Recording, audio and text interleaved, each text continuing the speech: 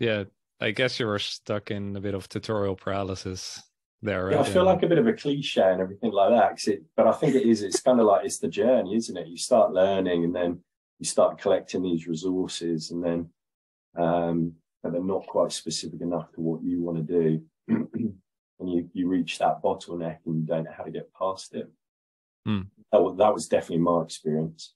And so, yeah, then it's just needing that person with a little bit more experience to just unblock and get you past that so you can then keep going again.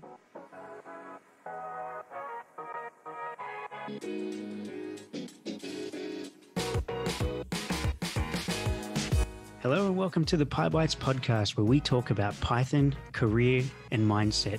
We're your hosts. I'm Julian Sequeira. And I am Bob Beldebos. If you're looking to improve your Python, your career, and learn the mindset for success, this is the podcast for you. Let's get started.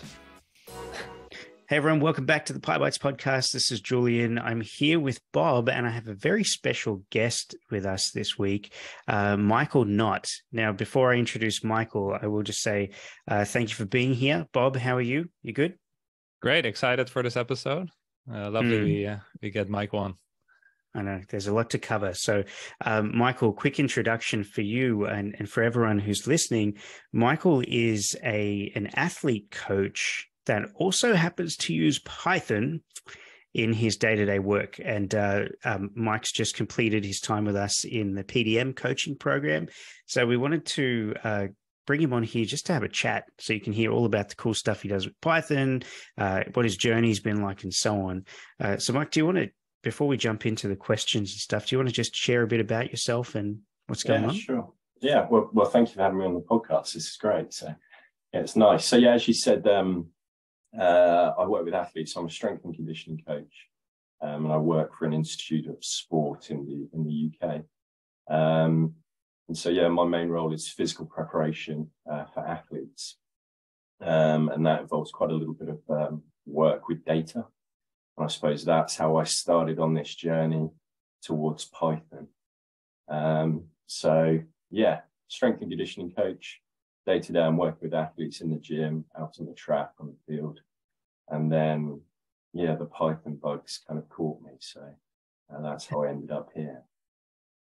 That's nice. Cool. Nice. How did the Python bug catch you? What happened? Was it I think it's with everyone. Yeah, I think it's with everyone. You start with Excel and you start collecting data, and then you realize that Excel's not going to do it for you anymore. And I was trying to scrape some data from a website, and there was a lot of copy and pasting. I think I was using Power Query to try and sort out the rows and the columns. And then it must have been a Google search that suddenly realized that there's a better way of doing this. And Python, the language, seemed to be the way to go for that. So that was the entry point. Nice. Yeah, I think a lot of people relate to that. You know, getting stuck with Excel, not wanting to do any VB, getting sick and tired of scripting with Excel and just wanting something they really have control over. So, yeah, that's awesome. Cool to hear it. And before we jump in, though, into the actual Python journey, what's a win? You know, because Bob and I, we always share some wins on the podcast. So you, as the guest, you go first. Yeah. I feel a bit nervous sharing this, but my wife and I have started learning Spanish. I feel nervous because obviously, Bob's in Spain, he can speak Spanish. So it's week 1, day 2 of us learning Spanish.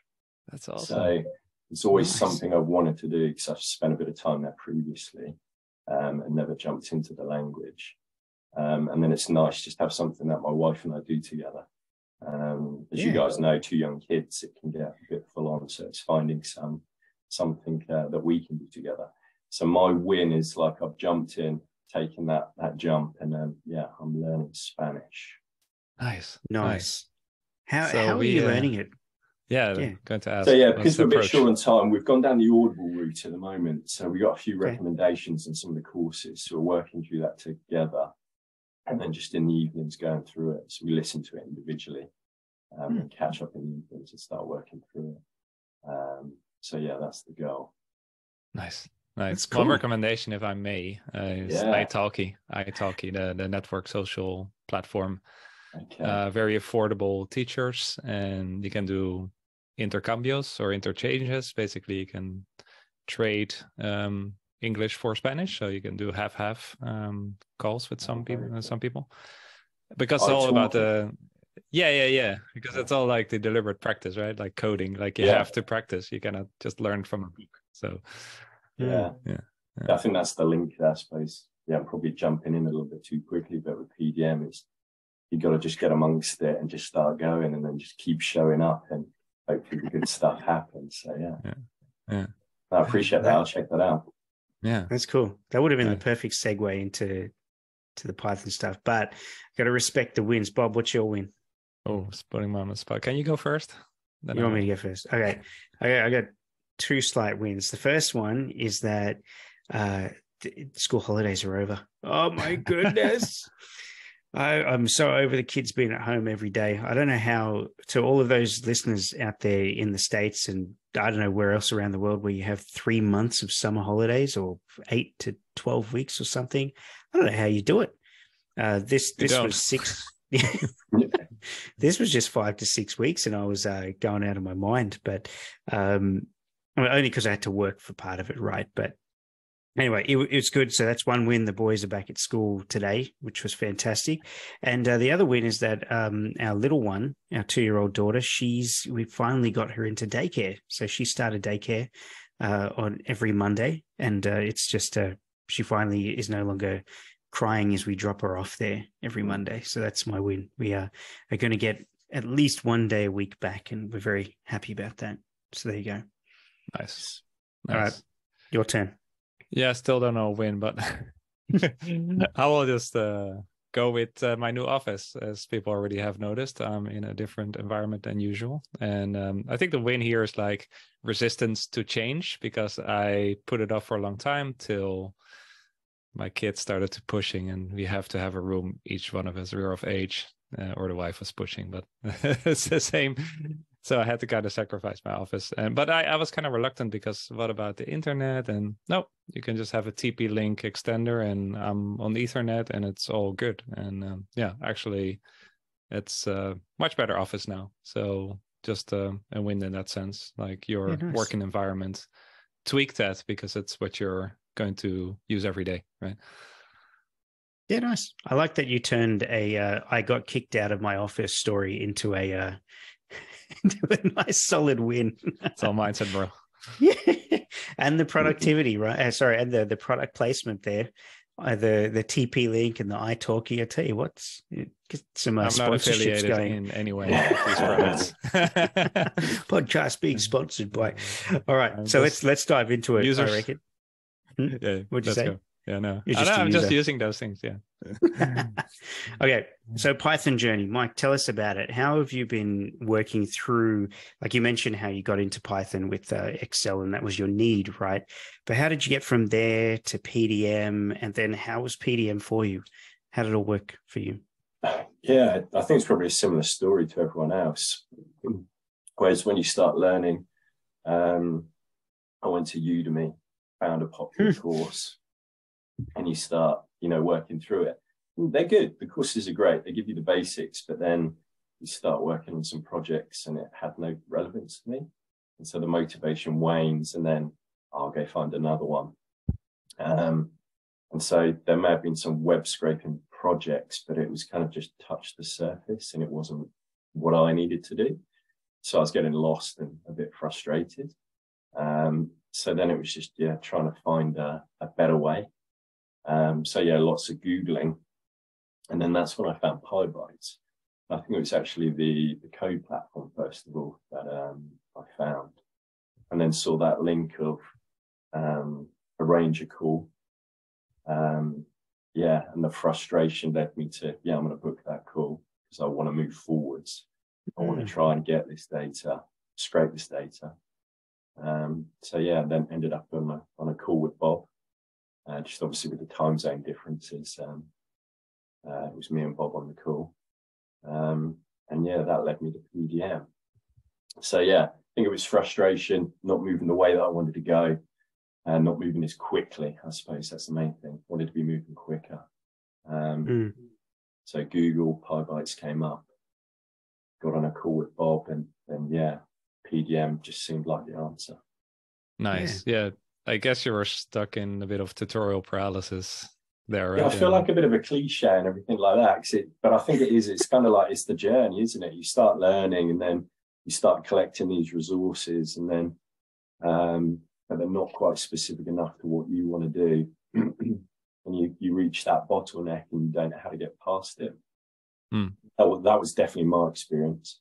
And so, yeah, then it's just needing that person with a little bit more experience to just unblock and get you past that so you can then keep going again. And so, yeah, it was trying to find that. And for me, Pybites, was that solution. Cool. And do you want to share some of the stuff you worked on in PDM, the apps you built and the stack and some of the learnings? Yeah, definitely. So within PDM, like I wanted to try and create some stuff that I could use at work.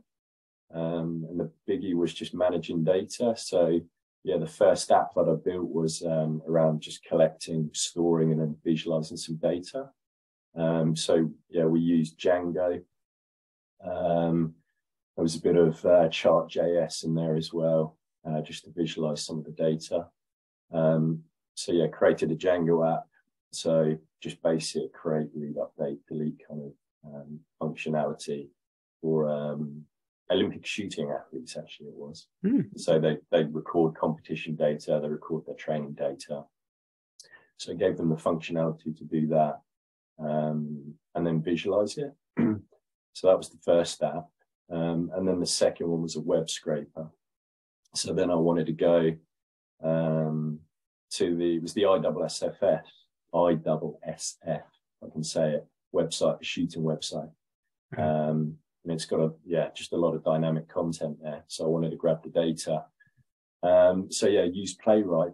So one of the other coaches on the PDM program, Michael Abrahams, I think it is, he demoed Playwright while I was on PDM. And it seemed like the perfect solution for me to utilize to get that, to automate what we call like a browser to get that data. So yeah, created a web scraper, learned how to link that up with a database, then grab the data. And then since then, I've just been learning pandas and trying to analyze that data and making something useful. So yeah, those are my two apps. Django, first of all, and then the web scraper afterwards with Playwright. Nice. That's a nice collection of tools and technology. I also think you use Streamlit, right, to present the data. I did, yeah. Of course, can't forget Streamlit. Streamlit's amazing. Yeah. So yeah, use Streamlit for some of that data. So yeah, just create that front end. Streamlit's like so simple and straightforward to get going. Obviously, there's more advanced kind of features in that you can get into. But for someone kind of like just a year into their journey with Python, Streamlit just gave me the ability to have to just create this web app that people could interact with and navigate around and access the data that I've grabbed from that website. So yeah, Streamlit's definitely check Streamlit out. Awesome. Okay, so I'm going to, just before you ask anything else, Bob, so Mike, I'm going to put you on the spot. This isn't in the questioning here. It's just I was listening to you talk. So for everyone listening, right, there are people listening to this podcast that go through imposter syndrome that, essentially say, I'll never get there. Like they listen to all the other Python podcasts out there where they have people talking about tech every week and they think, it's all well and good. Those are the experts, right? So you just mentioned, right, you've been coding for about a year. Is that right? Yeah.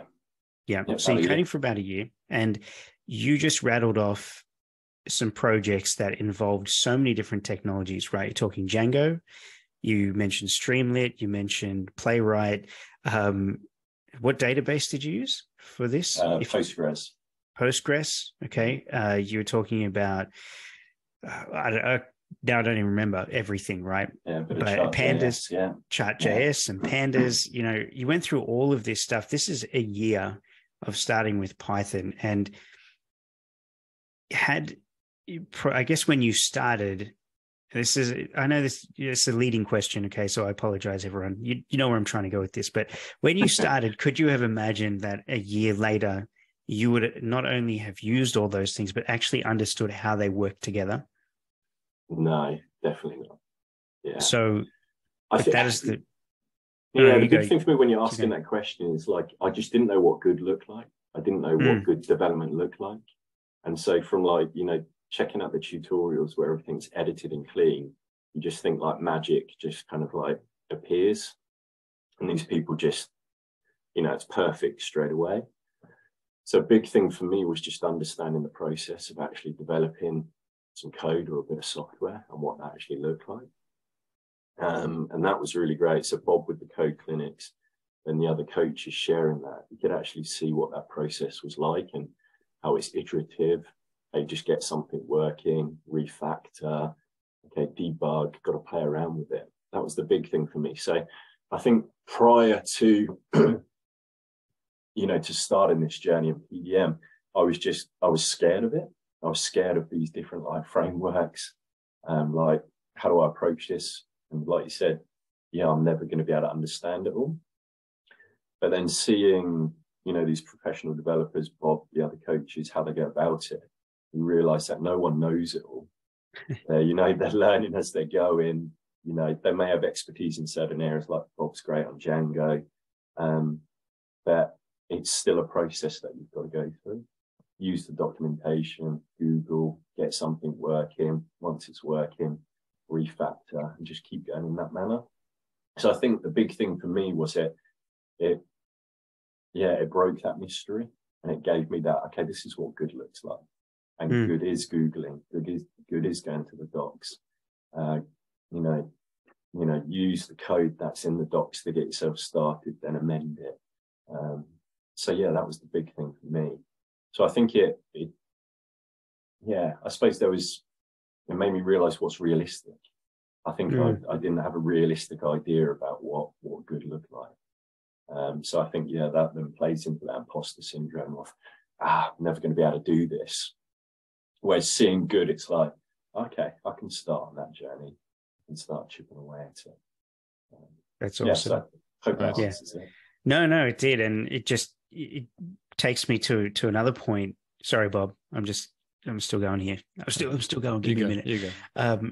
Like you mentioned that you started with Udemy courses, right? And it's the toughest thing with any of these online courses, and mine included, right? Like I have a free Flask course on Udemy. I haven't touched it in years. I'm sure it's still there. But the thing is that those are made with perfection in mind, right? As people are making those, if they screw it up, they stop their recording, they clear the screen, they reset up their code, and then they start recording again. So all you see as the user is that perfection, and you don't see them mess up. You don't see them having to hit delete and see their code fail when they try to run it, execute the Python script, and they're like, oh, what just happened? So they don't go through all of that. And that's the toughest part with the courses, because then you're just copying that stuff verbatim. You don't quite understand how it all works together. You don't know what to do if it fails. And that's one of the things that really stands out to me about all of you that go through PDM, is that you all learn that process. And that's one of the things you come out at the end saying, that was one of the most valuable things about all of this. So, yeah. Cool. Bob, sorry, I cut you off with a question. I think you had one ready. No worries. No, that's awesome. Thanks for sharing. And also just to thank you, because you were one of the PDMers saying like, well, when you actually mess up in Code Clinic, that's the most valuable stuff you're showing. And that was really an eye opener for me, like to keep things raw and not edit it too much. And just show more of what's actually happened when you write software. So that was a great insight you gave me. So just a quick thank you, shout out there. I wanted to ask about, again, super impressive, right? All the technologies you mentioned for just a year of Python experience, and that overall understanding, the meta skill of how it all fits together. I was just curious, like how that now impacts your work. Like, so you have a couple of apps done. you're of course still doing the coaching the work with athletes. Your aim was to automate more of that. So what's the impact now on your day-to-day work? Is Python more present there? Are you gaining more efficiencies? How is it impacting your work? Yeah, definitely make it more efficient. So in day-to-day work, I suppose I use lots of software. So like things like apps to communicate programs to athletes. So they've got them on their phone. They've got dashboards on there so you can see what the athlete's up to, but you always want to have your own bespoke dashboard. So just the ability to go in there, grab the data off the app and manipulate it to have what I want to see, to be able to visualize it. It's been great. The other thing is I've just started working with other colleagues within my network to help them out or do projects together. Nice. So just been working on another scraper with a colleague to try and grab swimming data.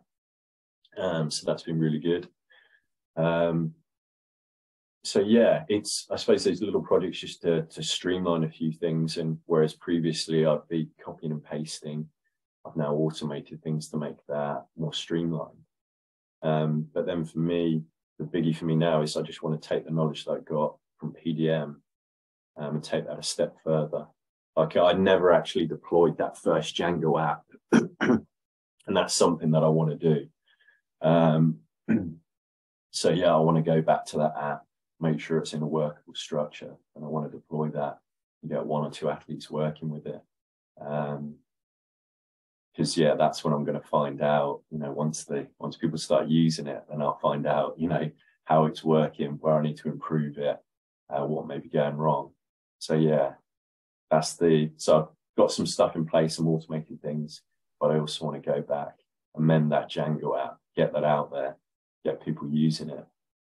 And I suppose I shared that as well, because during this project I was doing with a colleague, we've been using, GitHub, working on that together. Like when you're just by yourself, like tapping away coding, you can pick up those bad habits, so you can change tons of things at once. You don't have to worry about anyone else. But then when I was working with a colleague, I started changing too much at once, so commits and pull requests, and then it messes them up. So, that was a big learning for me. So it's not until you're actually working with someone else, you actually get that app out there that other people are using, where you really start learning a little bit more. So maybe I'd got a little bit too comfortable and just, I'm automating my stuff, but I'm just working by myself. Mm-hmm. It's not until you start engaging with other people, other developers, or where you put that app out there that users are using, where I think that's going to accelerate my learning again. So, so I've gone off on a tangent a little bit. So yeah, I'm using Python to help me out, but it's also that realization that, I need that jump as well. Keep working with other developers, get that Django app out there. Yeah, did that answer the question? So I went off on a bit of a tangent there and kind of like... Yeah, no, I loved hearing the impact and that it's all rippling through in your professional life, and that you also recognize that next level. Because we had a question here about aspirations, and working with other developers is of course critical. And this is nice to hear that now you have that confidence to do that, right? That you have the foundation to take it to the next level. I was also just going to say on that, it's even a thing we learn in Spanish, from the mindset side of things, from PDM is, I think before I'd have been daunted by Spanish, but again, it's knowing that process, that small steps, consistency, keep showing up, put yourself out there. So I've got to go speak Spanish with some Spanish speakers, and then I'm going to learn it, same kind of process that I did with, PDM, write some code, create a PR, get feedback on it. So yeah, it's helping out in work, and I'm using Python, but I think also just wider in terms of my whole life, there's been real benefits there on the mindset side of stuff. That's you've just got to jump in and just small steps, consistency. Then good things happen. That's awesome. That's awesome.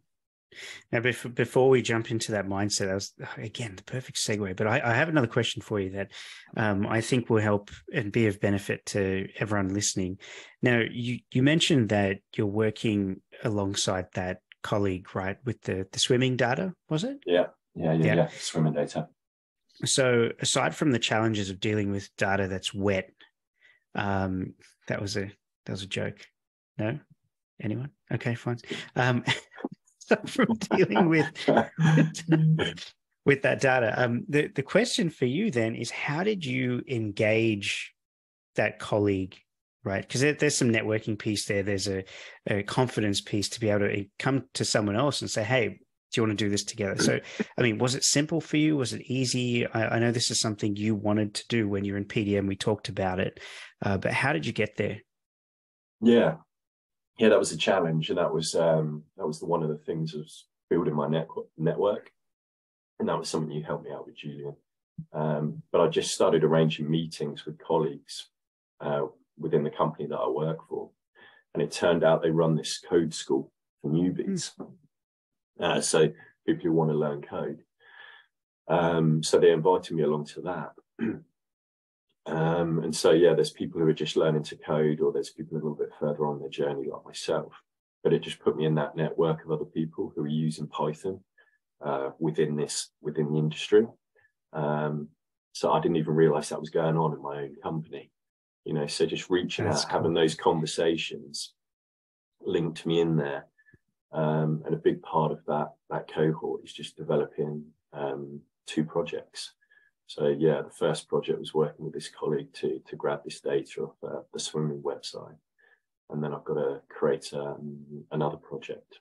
I think that's going to link back to what I was doing with PDM and that Django app. See if I can extend that out, get that into a workable place, and then get it out there.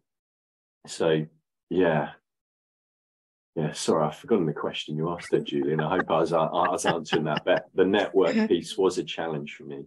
But I think the key thing there for me was, like, once you start just having those conversations, reaching out, engaging with people, it didn't have to be anything specific, but then these other opportunities just come about. So yeah, having that confidence to say, yeah, I'm learning some Python. This is what I'm doing. Here's my code. So that's a bit daunting. You've worked hard on this bit of code, and then you're showing it to other people, and it's like, I hope they like it. Fingers crossed. Yeah. I felt vulnerability with that, but actually going out and saying that stuff has then opened up these other opportunities further down the line. I'm so proud. You're speaking my language, man. You're speaking my language. This is what I waffle on for everyone listening on the podcast. You know it all the time. Get out there, get vulnerable, get networking, talk to people. Don't be afraid, because then the door's open. And if you didn't take those 2 seconds to reach out, you would, like in your case, Mike, you wouldn't have discovered that there was that coding group. So I love that. That's amazing. So it's also kind of a link with the coding, right? Like it's kind of similar what you said, like show up, chunk it down, small steps, do them every day, right? Yeah. But yeah, with mindset, it might be a bit more tougher because it's like the interaction. But yeah, it's the same principle, right? Yep, I love it. And on that note of mindset, this will be the last question, I think, before we jump to books, I'd say. But yeah, with the mindset piece of PDM, did you, and Python, on your Python journey in general, did you expect it to play such a big part? Again, a leading question. But I think everyone needs to hear it, right? So what important was mindset for you on this? Yeah, massive. And I think when I came in, I didn't think it was going to be so big. But it's when you're then with the rest of the PDM cohort and people are sharing their challenges. That was reassuring. And it's reassuring the right word, but you realize you're all in the same boat. And like everybody's experiencing similar kind of things and similar challenges. And it's nice to know you're not by yourself and that you're all having to overcome this. So the mindset piece was massive. So just, being aware of imposter syndrome, creating some strategies and realizing what you need to put in place to overcome that. And then having that cohort there that would, cheer you on when you've got successes, when you've got that win. So mindset played a bigger part than what I realized. Nice. It's the technical skills. You've got to have the technical skills, but for me sitting here now, it's still that mindset piece that is the hurdle for me to move forwards. You know, like even I shared that I've just got to get that app out there with users. Well, what's stopping me? Well, it's a bit scary to put it out there. So, you know, it's the mindset piece. I've just got to embrace that, get it out there. You know, I've got to work with other developers and push some commits up there, create some PRs, you know, but that's scary. So it's that mindset piece again, coming back to that. I've got to overcome it to take those next steps. So yeah, mindset's massive. Say that last part again. Mindset's massive. Yeah, please, Bob. Did you hear Somebody that? stop him. No, that's awesome. Thank you for sharing that. And you're right. The thing is, I think that a key takeaway for everyone as well is that it doesn't go away. You know, we still feel that. I mean, I still feel every week that we send an email to our friends list of email subscribers, I still have this fleeting moment of fear hitting send to like that many people, you know. What is it called? The mammalian brain or? Oh yeah. I don't know. That's your territory. Coaching, same. Going on there, having to do live demos. Scary. Doesn't go away. To just push through it. Every day. All right. So is that Bob? Do you have any more questions for Mike, or should we jump into the books? No, this has been awesome. Thanks for sharing. Yeah, I think we're ready for the books. Yeah. All right. So, Michael, what book are you reading? Yeah, I've had to write these down because I'm terrible at remembering like book titles and the authors. So I've got two at the moment. So a bit of fiction. I'm reading Still Life by Sarah Winman. So yeah, enjoying that. So trying to read a bit more fiction. And just for Christmas, people asking what I wanted. I said, surprise me with a book. So my wife got me with that one. So really enjoying that. Based kind of like around World War II. Young man, chance encounter, changes his life course. So yeah, just a few chapters in, but really enjoying that. And then on the Python side, I've been reading Practices of a Python Pro by Dane Hillard. I hope I'm pronouncing that right. So the one thing I'm trying to do there though, is he creates this app called Bark that I'm trying to not follow it completely. I'm trying to apply what he's creating to my own project. So the going's a lot slower, but I'm hoping the learning there's going to be a lot deeper. So I'm coming up against a lot of roadblocks. So yeah, just abstracting things out a little bit more, separating out certain behaviors within the code. So trying to give that a go at the moment. So yeah, those are my two books. Nice. I like the spread. That's cool. Yeah. I also love that idea that for Christmas, surprise me with a book. I think that's a great idea. The random factor. Yeah. Someone that's the Python Practice for the Pro. That's a great book. I read that a long time ago, and it's a lot about best practices and architecture and how to structure a code and all that, right? Yeah, exactly that. So yeah, I feel like I'd like to learn a bit more about that in that area. Yeah, how should I structure my code? How should I create it? But I'm just aware that I don't want to follow tutorials, you know, because it's all there, it's written out for you, so you can just go through it and feel like you're learning. But when I've done that in the past, it's never stuck. Yeah. So trying to take those principles and apply it to my own project, so I hit those roadblocks and have to overcome things. It's not just copy and paste. Yeah. Shout out to Dane Hillard, right? Yeah, I'm not sure how to pronounce it, but he also has a new book on packaging. So I got I've ordered it. Deep edition, as they call it. So that I'm looking forward to reading that as well. Yeah, it's on Amazon now. Yeah, I just ordered it. Yeah, so because packaging is can be very confusing. There's just many tools, and I think he gives an overview of what we should focus on. Cool. Julian, I can go. You want to go? Yeah, you go, please. All right. I talking about. You said the fiction book was about the war and stuff. I caught up on history a little bit, and I finished Geert Max. That sounds Dutch. He's Dutch. In Europe. So that was a pretty big tome, and it was interesting. And I'm now reading his new book about the last 20 years. So that was all about the 20th century, and now he wrote a new book about the last 20 years. So as I'm on the news diet, it's a nice overview to compensate for not watching the news. I get just the last 20 years in one book. I think it's the Dream of Europe or something. We will link it. Yeah.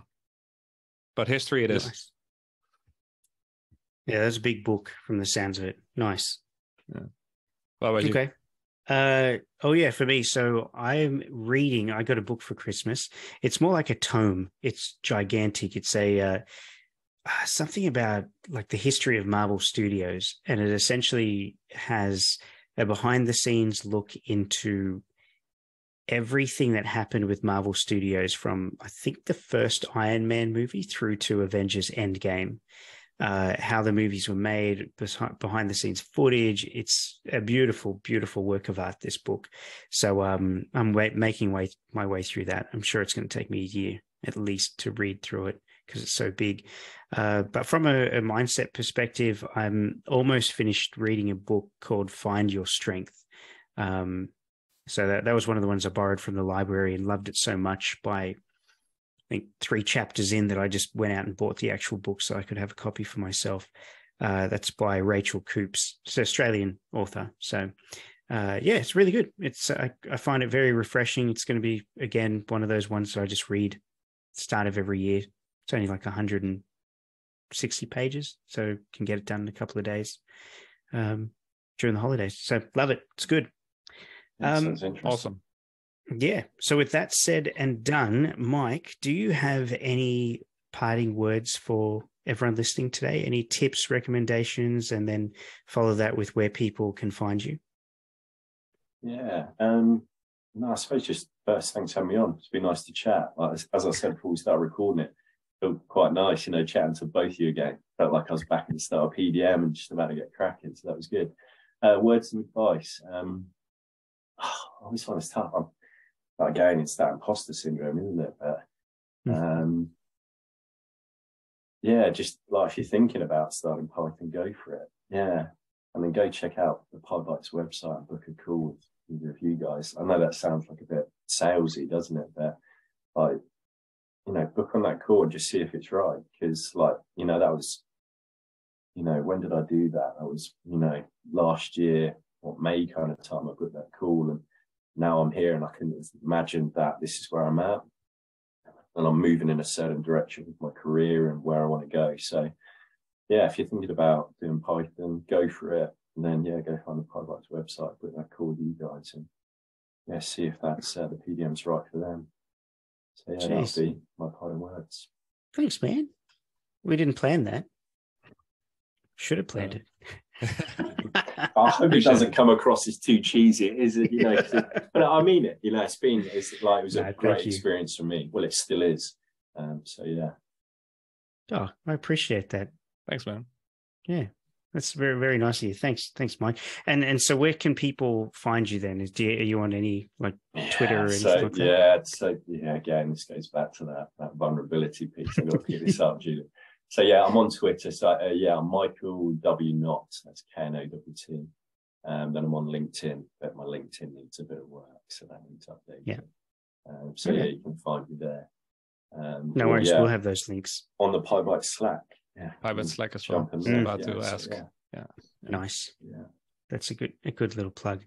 All right. Well, Michael, thank you so much for being here. It's we catch up every week anyway, but it's just such a pleasure to chat with you and hear about all of this in one condensed podcast. So that's awesome.